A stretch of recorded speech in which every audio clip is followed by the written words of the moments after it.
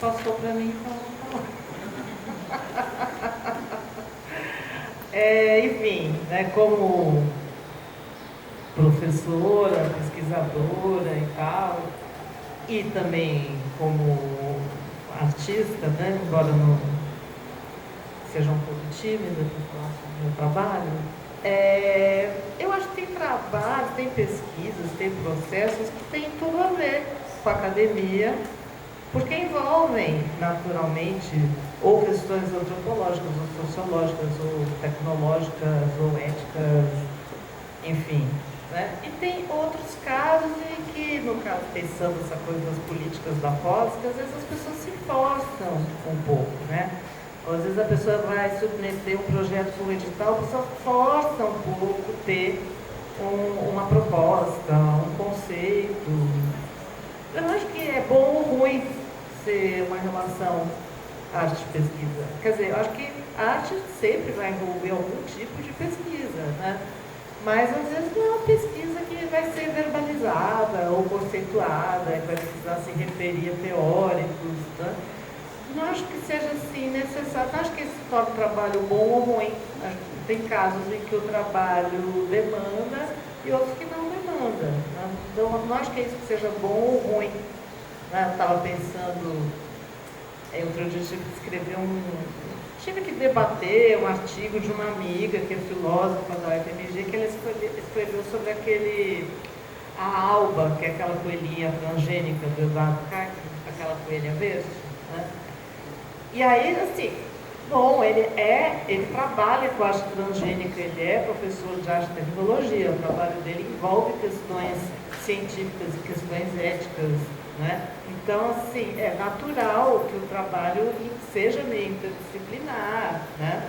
É natural, ele é professor de arte e tecnologia, então é claro que ele precisa de uma instituição para desenvolver e de teorias humanas que trabalhem também nos projetos dele. Eu acho que é muito da natureza do trabalho, eu não acho que é bom ou ruim, né? E eu acho também que cada artista tem o seu tempo, né? E tem artistas que querem só ter o trabalho e ser funcionário público, né? É uma coisa, né? O Drummond era funcionário público, então eu acho ótimo. Tem pessoas que preferem separar. Né? O que não quer dizer que não tenha pesquisadores, artistas na academia que façam trabalhos muito, muito bacanas, né? Todo aquele trabalho, por exemplo, da Rosângela Renault, do doutorado dela, eu acho maravilhoso, tem muitos trabalhos incríveis, né?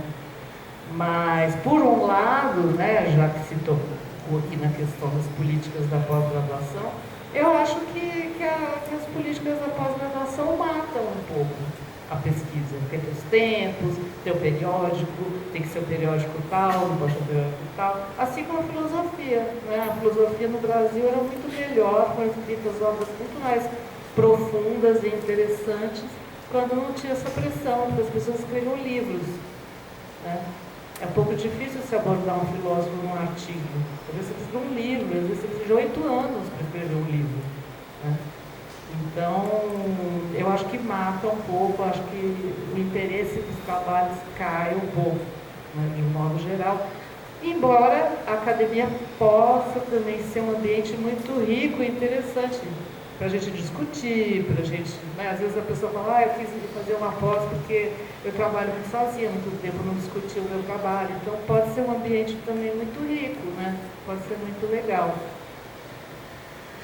E a questão, isso assim, acho que não quer dizer, eu acho que é o dar muito a pensar, né? Assim como as exposições que aproximam objetos etnográficos de obras modernas ou contemporâneas, podem ser coisas que dão a pensar, né? Que abrem assim, ou podem ser coisas muito ilustrativas, né? Só com aquilo que o Ivan Lomborg chama de pseudomorfismo, né?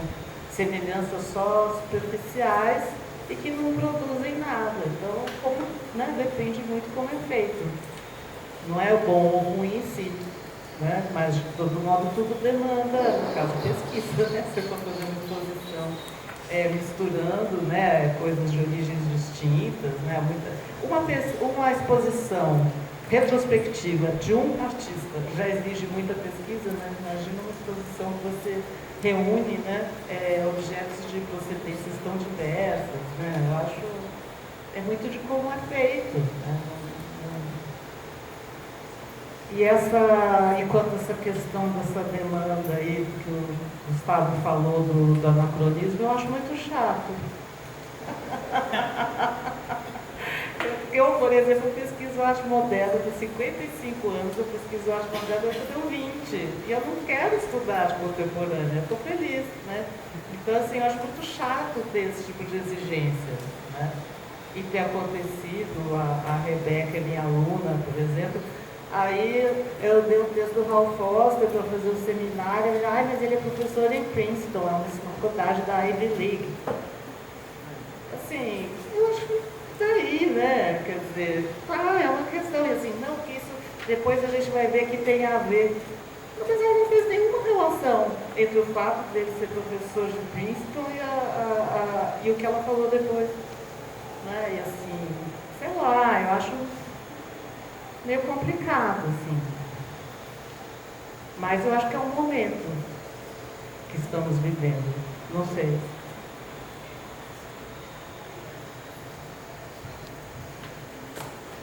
Então, vou tentar não responder, falar sobre os 5 que vocês deram,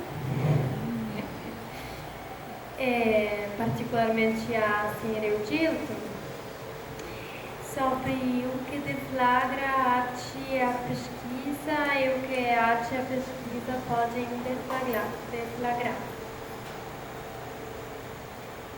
Eu não sei, obviamente não tenho uma resposta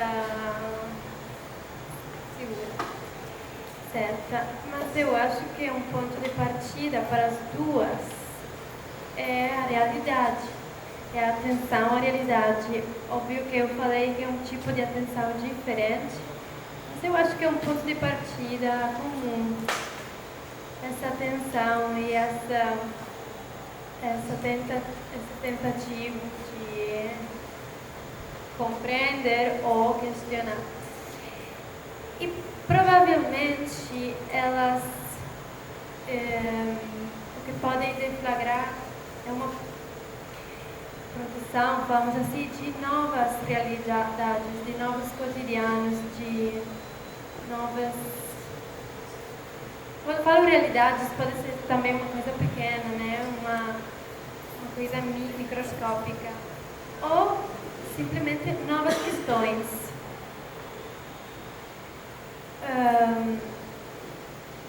Provavelmente o que separa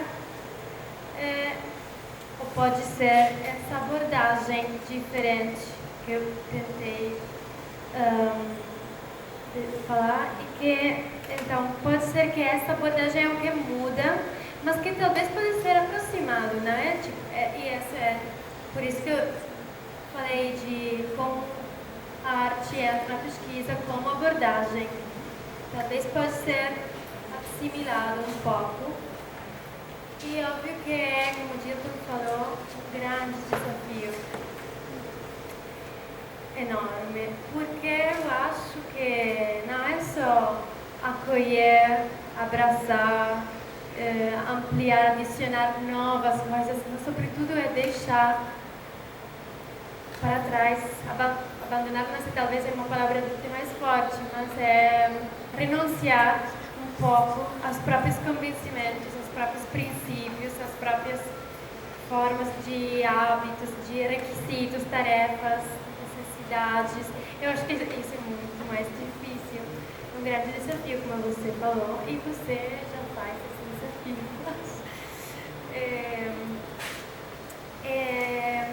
Eu não sei se entendi todo sobre a aranha, mas eu gostei muito porque eu entendi. Gostei muito. Eu acho que a aranha é uma figura especial. Você escolheu esta figura especial porque eu acho que é especial.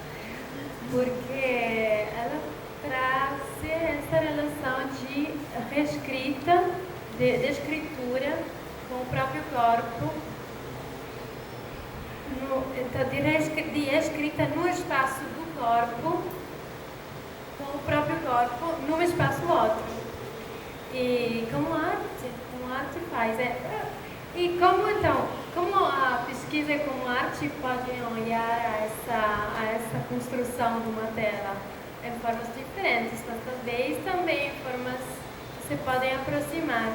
A arte pode criar uma ação performativa de construção de uma tela e a pesquisa pode informar sobre como se construi esta tela. Eu não sei, mas pode ser uma forma. Não, só um acréscimo, assim, eu só queria comentar que, assim, todo mundo sabe que o museu é uma instituição imperialista, assim como as galerias de arte são capitalistas. Então, né, pode-se inventar outras coisas, né?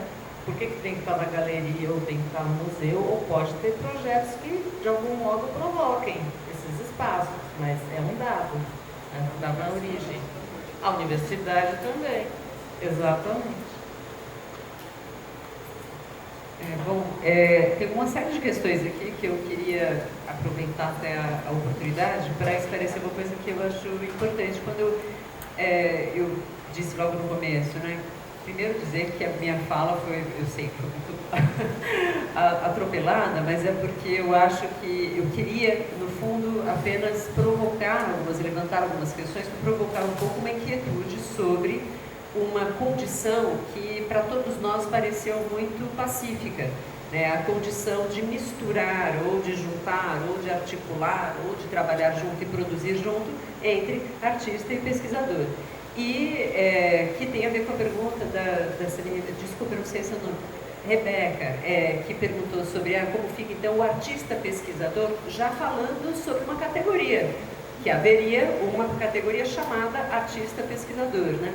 E isso me faz lembrar, por exemplo, me lembra um pouco Margarete com as suas histórias das palavras e tudo mais, mas me faz lembrar que a gente em dança, durante muito tempo, só tinha 2 nomes para se referir a quem fazia dança. Era o coreógrafo e era o dançarino, ou o bailarino, ou sei lá o que, o intérprete. Depois de um tempo, quando começou-se a reivindicar a autoria de estar dançando algo criado por outra pessoa, começou a se chamar de criador-intérprete. Então, o bailarino que dançava não só aquilo que o outro criava, mas ao dançar o que o outro criava, também interpretava, ele era chamado bailarino-intérprete. E aí começa uma coisa de criação de nomes, né? Um nome atrás do outro, para tentar resolver o problema com o nome.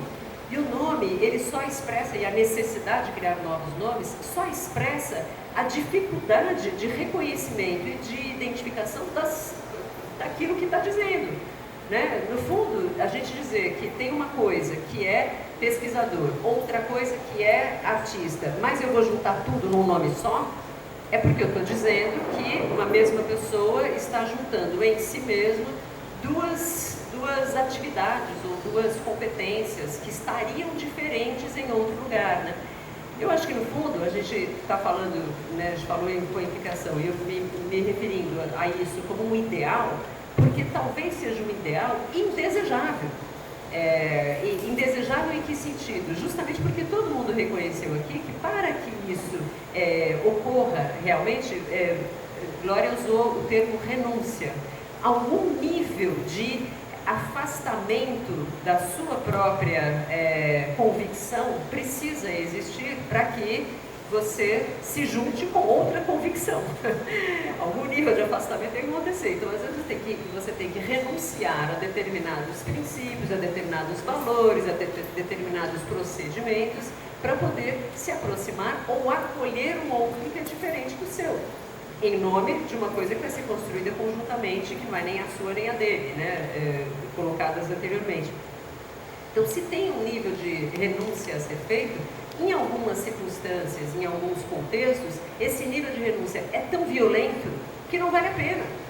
É tão violento que coloca em questão não só aquilo que está sendo produzido, mas não é que coloca em questão, não é que traz crise, porque trazer crise, colocar em questão, levantar dilemas, tudo isso é muito rico e muito importante, mas às vezes é incompatível.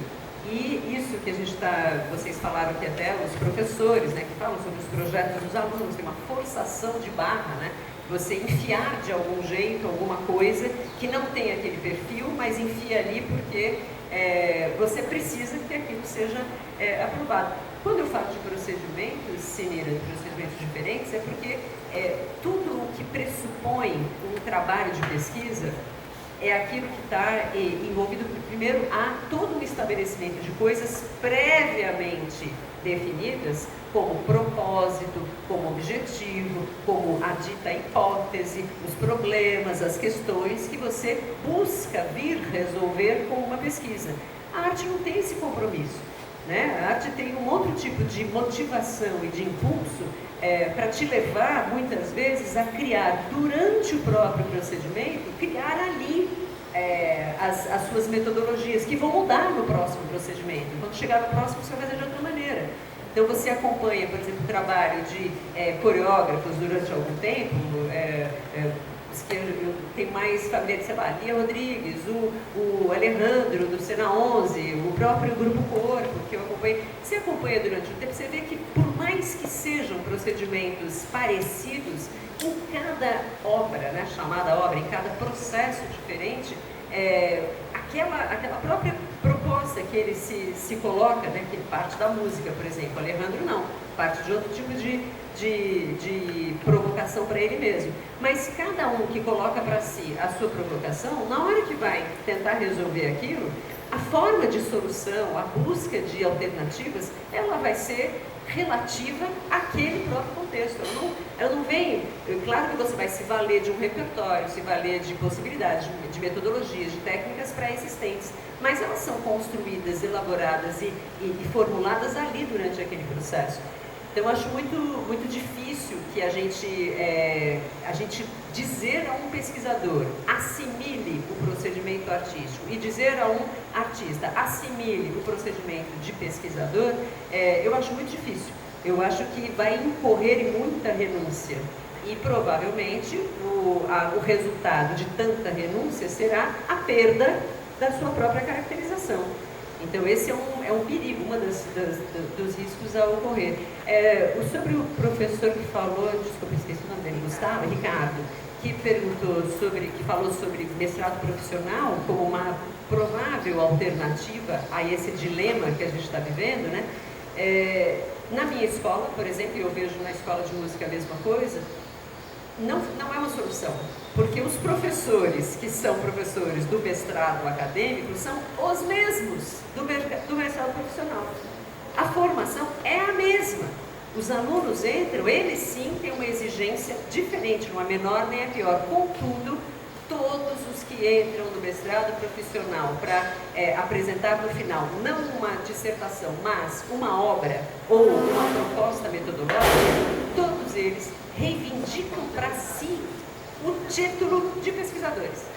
Então, a gente está se referindo aqui, na verdade, a uma questão que tem a ver com o mercado, de disputa de espaço no mercado, né? E virou, sim, um estatuto a ser alcançado pelo pesquisador, pelo artista, dizer que ele é um pesquisador. Eu não sou só artista, eu sou um artista pesquisador, porque eu sou um artista que tenho o aval de uma instituição acadêmica que me diz, eu sou um acadêmico.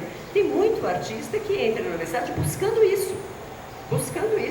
E tem muita gente que está fora da universidade que nunca buscou isso, nem buscaria isso, mas entra na universidade e, por exemplo, estudantes de graduação que entram num curso de artes plásticas como vocês, de dança ou de música, e que entram, por isso que eu diferenciei o nível de atribuição de um diploma profissional. Dizer ao estudante que ele, ao terminar os 4 anos do curso, ele sai de lá artista, é estranho, né? Você, em 4 anos, porque ele cursou determinadas disciplinas, não sei quanto de carga horária, ele se tornou um artista. Ele sai formado em música, ou então ele é dançarino profissional porque se formou 4 anos em dança. Não, ele vai sair dali, pode ser um bancário, como você disse, pode ser qualquer outra coisa, mas não é esta formação acadêmica e institucional que vai dar ao artista a categoria de artista. O que vai dar ao artista a categoria de artista é provavelmente aquilo que ele fará no âmbito artístico, que é o que a gente chama de sistema das artes, é outra forma de existência. Daí eu citei o Bruno Latour. É um modo de existência completamente diferente. Mas a gente aproximou esses modos de existência no mesmo ambiente, que é o ambiente universitário, e este ambiente promove e favorece amadurecimentos e crescimentos em ambas as partes. Não há dúvida que, claro, o processo crítico, experimental que a universidade favorece, que outros âmbitos não favorecem, o tempo. Eu fico pensando, você mencionou Beatriz Milhazes, tem uma coreógrafa que é a Márcia Milhazes, a irmã da Beatriz. A Márcia faz espetáculos de dança, faz obras de dança baseadas em literatura, em obras literárias. E ela sempre falou pra gente, olha, eu sofro muito, porque meus trabalhos eu demoro 1 ano e meio, 2, para elaborar uma obra de 40 minutos. De 1 ano e meio, 2. Isso que pra gente hoje parece um absurdo, né? Porque você vê coreógrafos jovens fazendo seu repertório, né? Sua mostra de repertório, em 1 ano ele tem 4, 5 obras, 10 obras, 15 obras, né? Então, o que a gente está chamando de obra, né? Cada vírgula que ele faz no processo dele vira uma obra, né? Tem alguma coisa que a gente está deixando de considerar. E provavelmente o nosso papel na universidade seja justamente esse. Ser sempre o contraponto a essa correria, a essa falta de localização. Então, um contraponto para dizer, olha, isso aqui é um ambiente específico onde você está aqui para cumprir, sim, disciplinas, nota, presença. Isso é coisa que nenhum artista se submeteria a fazer. Você vai criar uma obra baseada em nota e presença? Cada final de semana vem um professor, olha, avalia e dá uma nota. Aí você continuar, se a nota é baixa, eu tenho que mudar tudo e começar tudo de novo. Não tem cabimento. A gente sabe que isso não faz sentido, né? Então, eu acho que os atritos que a gente está falando é uma coisa que diz respeito a os nomes dessas atividades. Mas, claro que nada impede, nem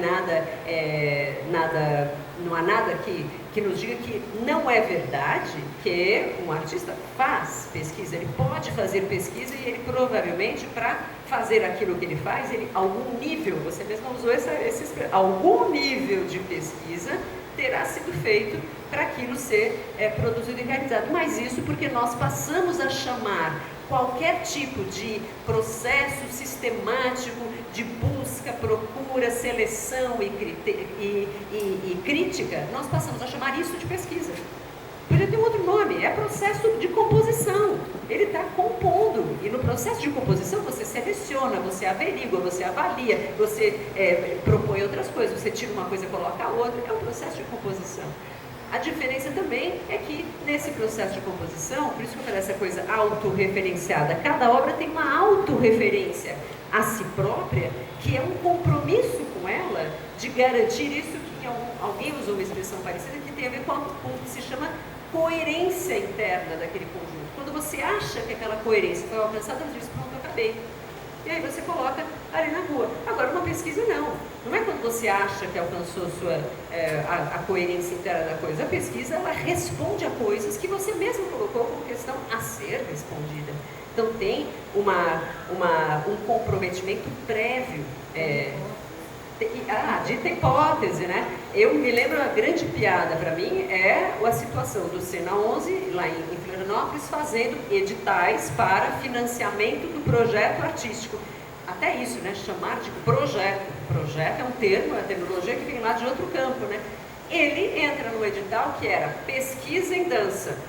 E eles reprovam o projeto dele porque dizem, você não é acadêmico.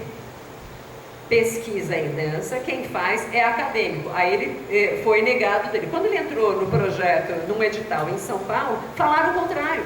Ele foi negado porque o seu projeto é artístico e nós aqui estamos buscando uma coisa acadêmica. Quer dizer, a noção de pesquisa, né, virou uma coisa, virou um adjetivo, né?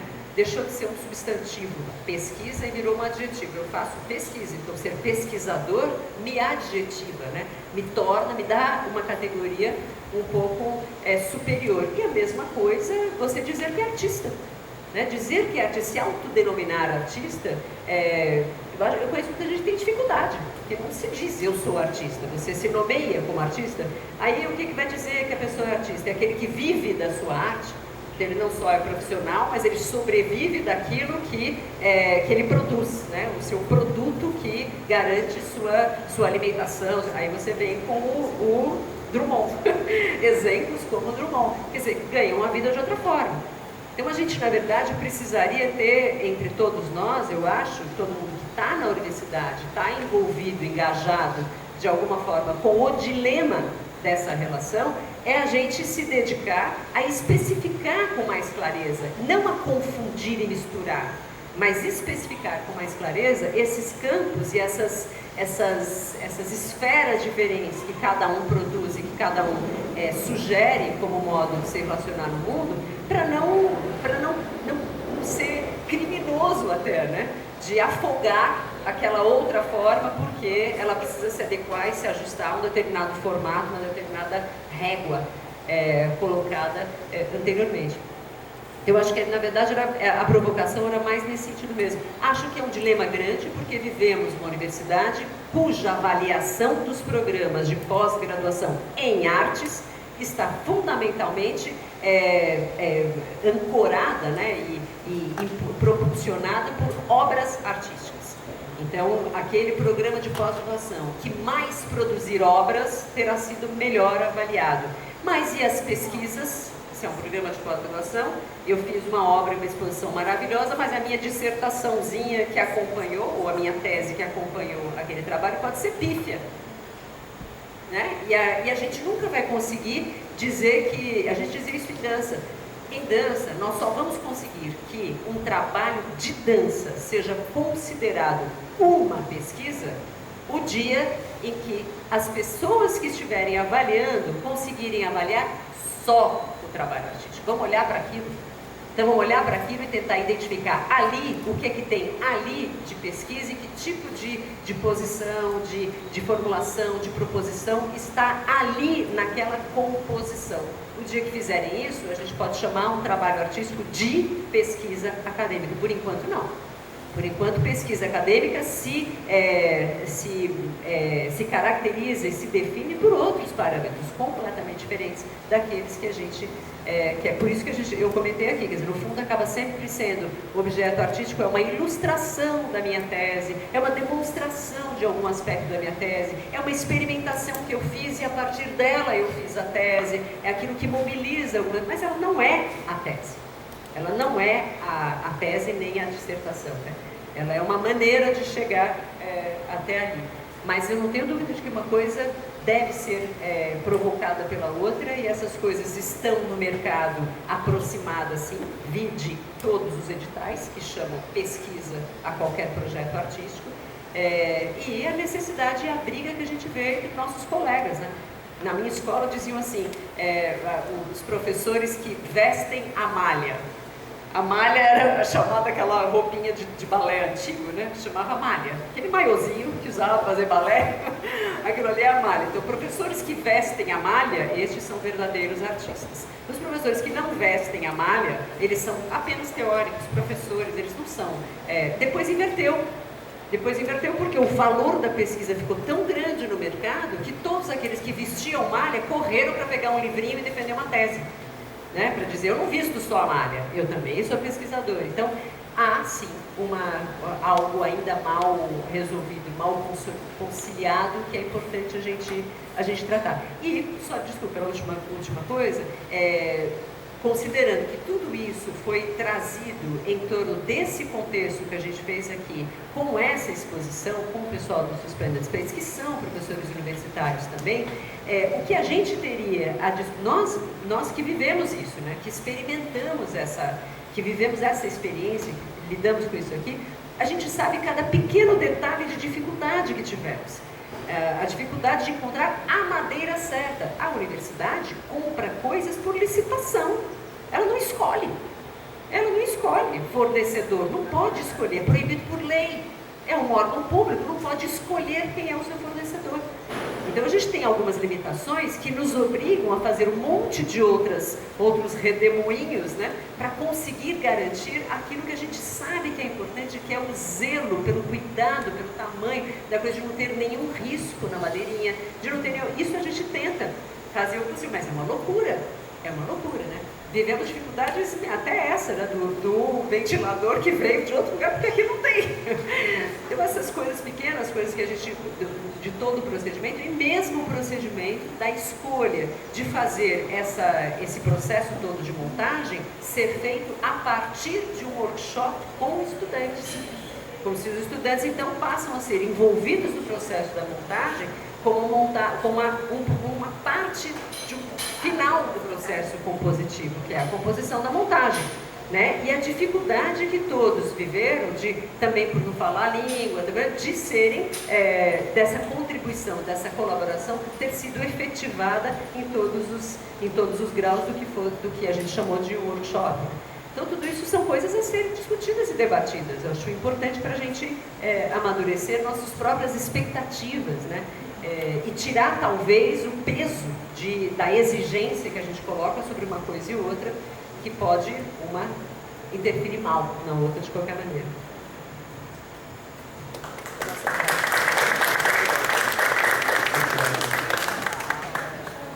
Tá. A gente ainda tem um tempinho, se alguém quiser também colocar mais uma última questão, vou passar para a Celina e depois.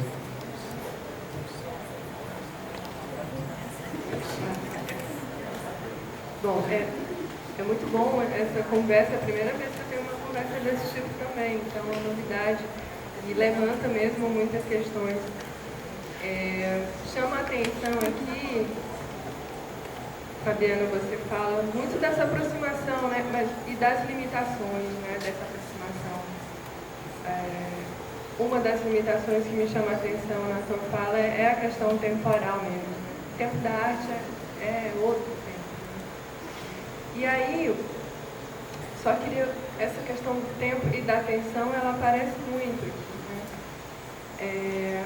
A experiência que muitos de nós aqui do Laboratório Urbano temos com essa tentativa de aproximação, que é uma tentativa real, né?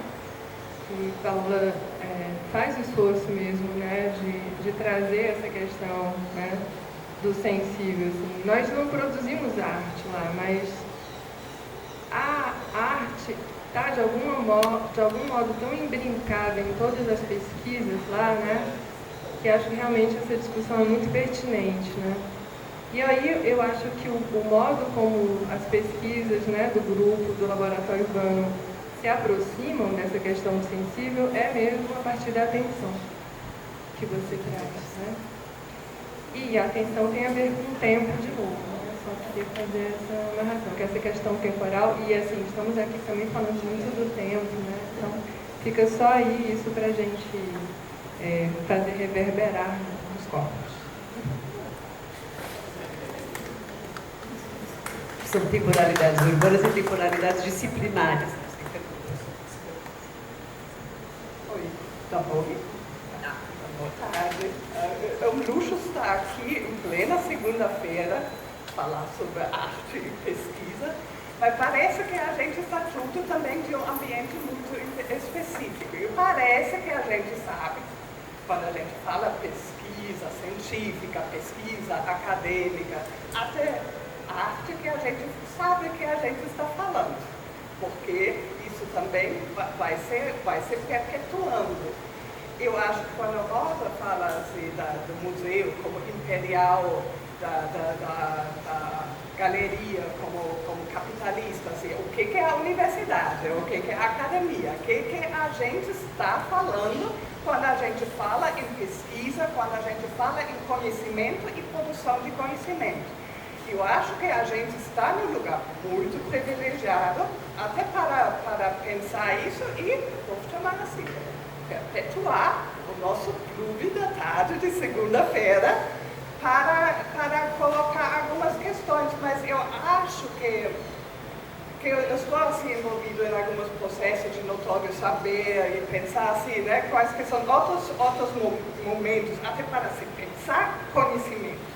Eu acho que quando a gente fala pesquisa é isso, inovação é isso, conhecimento se produz dessa maneira, a gente está fazendo o mesmo erro que quando a gente fala, são os artistas que trabalham com sensibilidade e corporalidade. Por que não um trabalhador de uma fábrica? por que não outras pessoas que trabalham se vocês me colocaram em crise, não sei se isso é uma coisa boa ou não, mas tem uma coisa assim, que eu acho que ao final, não sei que a gente quer como pesquisa e o que a gente quer como academia também, especialmente quando a gente junta um grupo de artistas e arquitetos.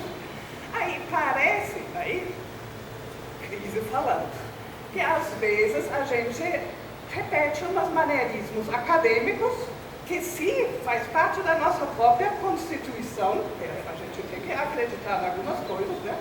Assim, se você faz mestrado, você faz doutorado talvez, né? Ganha uma bolsa, não sei o que, você vira pesquisador em se você faz tudo certinho, né? Você vira pesquisador, mas eu acho que ao mesmo tempo a gente pode questionar alguma coisa. Então, assim, em essa assim, pesquisa, tem implicação com arte, eu não sei o que, talvez eu estou questionando como se coloca a pergunta e também queria ouvir um pouquinho mais, até como que poderia ser diferente, como poderia ser de uma forma, vamos dizer que acadêmicos, artistas e arquitetos e urbanistas gostariam que fosse.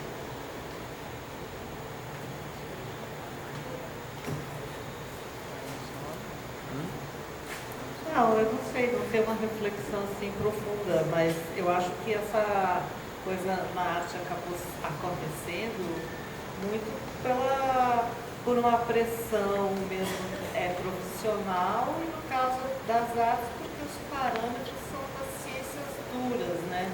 Essa coisa de produção, artigo, por causa das bolsas, né? Tudo uma coisa assim, né? Que tem por trás. Então, a gente vê, por exemplo, gente que estudou, pois é, eu estudei no Parque Lage, foi o máximo, mas eu não posso fazer concurso. Né?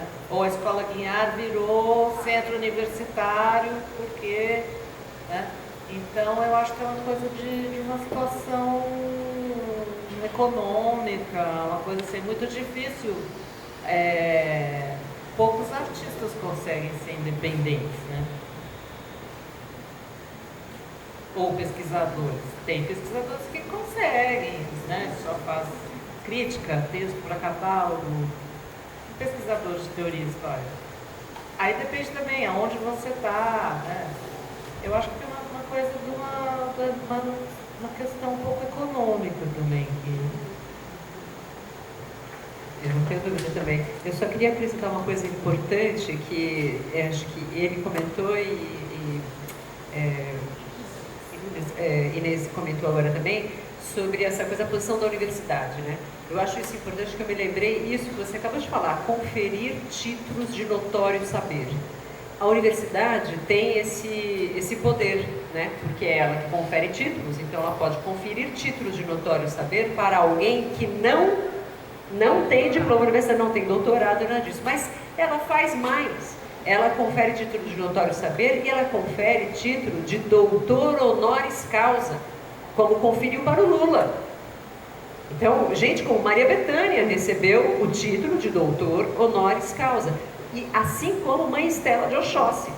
Então, quando a universidade usa do seu poder institucional, secular, universal, da posição que ocupa na sociedade, para conferir a alguém que tem um poder social importante também, mas não é reconhecido, e lhe dá o título, o que ela está fazendo? Ela está dizendo àquela pessoa que nós, universidade, reconhecemos o seu saber, a sua história, o seu poder de social do lugar onde você, o lugar que você ocupa, nós reconhecemos da mesma maneira como é o nosso. Mas por que para essa pessoa é importante receber o nosso, ou somos nós que estamos recebendo deles? né? Porque, obviamente, tem a ver com toda essa discussão de mercado, de situação social, o que é o status social de ser alguém relacionado ou vinculado a uma universidade e a um título acadêmico. Então, eu acho que uma das coisas mais bonitas que a universidade faz é isso, é se valer deste seu poder para fazer, para pulverizar, né, aquilo que parecia ser uma coisa para pouquíssimos, ela pulveriza isso, colocando na mão de outras pessoas para serem reconhecidas da mesma maneira. Acho isso super importante. E lembrando também que, claro, você tem razão, estamos numa situação super privilegiada, não só porque a universidade pública é ainda um lugar de privilégio, mas também porque esta universidade, desculpa se pareceu uma coisa meio defendendo o peixinho próprio, mas porque vestindo a malha, porque esta universidade, com seus 70 anos, que não é grande coisa, a Universidade Federal do Rio de Janeiro tem 100 anos, né, uma instituição muito mais importante, as europeias são mais antigas ainda, mais fortes ainda, em termos históricos. Essa universidade, a gente tem o privilégio de estar numa universidade que foi pioneira na década de 50 de criar os cursos de artes. Pioneira de separar a arquitetura de belas artes, né? E colocar e dar a sua autonomia própria, né? E é pioneira nos cursos de mestrado e doutorado com notas altíssimas nos graus, nos cursos de artes. Então, isso dá para essa universidade, e sempre teve na maneira de conduzir suas gestões, mas dá para essa universidade um caráter de integração social e pública muito maior, especialmente pela sua tradição extensionista. Desculpa puxar a sardinha, mas é a pura verdade. É a pura verdade. A força do trabalho extensionista que essa universidade sempre fez é essa força de se vincular à sociedade com outro tipo de posição que não é essa imperialista que a gente ouve falar. Claro que a gente tem professores, colegas nossos que ainda agem dessa maneira. A gente tem. E a gente não vai mudar isso, né? Não vamos mudar a pessoa, a gente vai mudar a maneira como essa pessoa vai ser obrigada a se comportar nesse lugar, mas a gente não vai mudar a pessoa. Então, o nosso papel é também entender isso. A universidade, ela não é uma bolha tão separada da sociedade, porque ela reproduz dentro dela os mesmos problemas e preconceitos, né, que tem fora da universidade, que está na sociedade todo dia. Não mudou nada, né?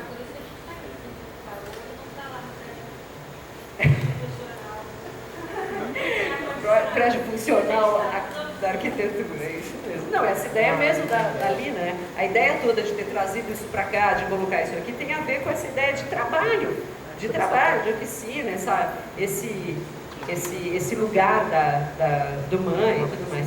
Mas enfim, só uma cresce nessa ideia. Eu não sei se posso responder, porque eu não sei nada da academia de arte. Não sei muito da situação acadêmica artística. Mas no campo do urbanismo, o que eu desejo é trazer um pouco daquela atenção que eu falei. Provocatória, mas empática e paciente. E sim, um pouco mais de conexão com a realidade da sociedade, fora de qualquer contexto privilegiado. Não fora de qualquer... Fora não se pode. Mas, claro, com uma abordagem menos de clube, de segunda-feira à tarde,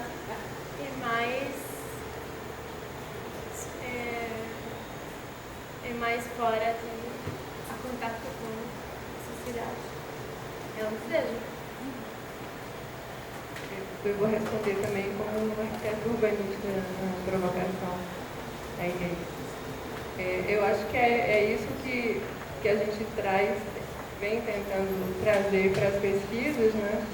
É muito essa possibilidade de se trabalhar com o tempo e com o corpo, né? Eu vejo essas duas coisas aparecendo aqui, porque não é o procedimento regular de estudos urbanísticos, de pesquisa urbanística, não é. Então, esse trabalho com a temporalidade, que é como a Fabiana trouxe, né? Citando o exemplo da colega, que precisou de 2 anos para fazer a pesquisa, né? Como é que a gente consegue fazer esses milagres com o tempo? Que eu acho que é uma tentativa aqui, né? Por isso essa discussão toda de suspensão do tempo. É uma questão que está muito presente nas pesquisas de urbanismo que tentam se aproximar desse campo artístico. Sei lá, a gente tem que dar os nomes, né? Mas eu vejo muito essa questão do corpo e do tempo, da nossa parte como cientistas, né? A tal da ciência nômade, né? Que Deleuze fala, né? Que é esse corpo a corpo, né? É isso.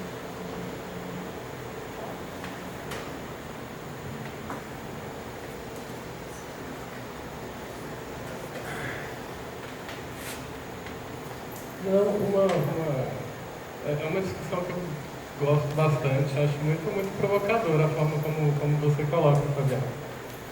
Mas fico pensando também, o que não sei, acho que tem uma questão crítica, né, de um pensamento crítico, de buscar nomeações mais adequadas para processos que estão em curso, ver a complexidade nessas formas de nomear, que é um esforço. Mas também, já tendo tido o meu processo de relação com a arte, de educação formal, num campo em que isso existe como realidade, né, mais difundida, da existência das graduações, da pós-graduação, eu fico pensando assim, acho que tudo tem suas especificidades, mas a arte que se produz fora da academia, a arte que se produz ou de forma independente, ou ligada a instituições, também tem suas contingências, né? Elas são produzidas a partir de questões materiais, sociais. Se não é muitas vezes numa pesquisa de mestrado, doutorado, é o tempo da pesquisa e a forma como as instituições avaliadoras punem os atrasos que vai determinar, mas em outras vezes a possibilidade de tempo para produção, de espaço de produção, material, também está ligado a uma série de outras instituições, né? Galerias, instituições culturais. E eu não sei se todas têm essa forma. Acho que muitas se aproximam da universidade e vão comprar seus materiais por licitação também. Nem todas, mas muitas sim. Porque, enfim, a gente tem aqui um sistema de produção muito ligado a financiamento estatal em geral, né? Mas eu fico me perguntando as possibilidades que esse campo estabelece, né? Eu acho que tem bastante gente também que procura e investe, dedica, porque prefere produzir artisticamente em um contexto ligado à universidade do que a determinadas instituições ou galeria, mercado, museu, né? E eu acho que isso também coloca uma questão importante, né? Porque são complexidades distintas, né, a se relacionar. Quando eu falo que a universidade surge como uma instituição colonial, assim como o museu, não é de forma crítica a universidade de forma alguma, né? É que eu acho que a gente hoje em dia coloca muito isso em relação a outras instituições e acho que olhar para a universidade é muito potente, inclusive, para ver o que foi essa instituição e a forma como ela tem caminhado, né? A UFBA aqui é incrível. Eu só fico me perguntando, assim, acho que tem uma questão de afinação das nomeações, que também alteram o sentido, forma de produzir, mas né, depois dessas décadas de experiência que a gente tem suas complexidades, mas acho que também tem campos muito potentes que se estabelecem, né? E para a produção artística, me parece muito interessante, por exemplo, o estabelecimento de um campo de produção que se ancora, se aproxima de alguma forma à universidade, suas formas de trabalho, né? Pensando não só como ensino, pesquisa, mas existir também essa forma, né?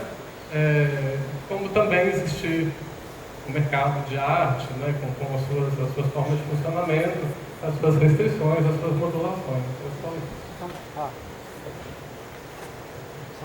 Só duas coisinhas rápidas, só para te dizer que qual é a primeira grande diferença de financiamento de arte de pesquisa no Brasil. No Brasil, pesquisador não é pago. A pesquisa mas pesquisador não pode se pagar. Agora, o artista recebe dinheiro para si próprio. Eu sei porque eu conheço gente que ganha dinheiro dos editais para fazer uma criação artística e reforma a sua casa, compra carro, faz qualquer coisa, faz em benefício próprio. O pesquisador não recebe nada em seu próprio nome, só pode financiar a pesquisa. É diferente, são duas formas de financiamento completamente diferentes no Brasil. Então isso é um ponto. Eu não me ofendi em nada dizer que a universidade é imperial, colonial, não me ofendi em nada. Eu acho que a gente reconhecer o histórico das coisas é o primeiro passo para saber lidar com as coisas. Não tem nenhum problema, não. Bom, a gente está chegando ao horário, então acho que a gente pode encerrar esse debate. A gente continua, na verdade, essas discussões tanto hoje quanto amanhã, durante ao longo do dia. E a gente vai fazer um intervalo bem rapidinho, acho que de 10 minutinhos, só o tempo da gente remontar aqui, tomar uma água. E aí agora a gente vai passar para a conferência de Expedição Cordilândia com os artistas da exposição. E, bom, e é isso, assim, acho que eu vou... E aí a conferência vai voltar com a tradução não simultânea, mas consecutiva. Então a gente convido com a Lorena Neri, que já estava aqui. Então a gente convida todo mundo para ficar e rapidamente a gente vai conversar.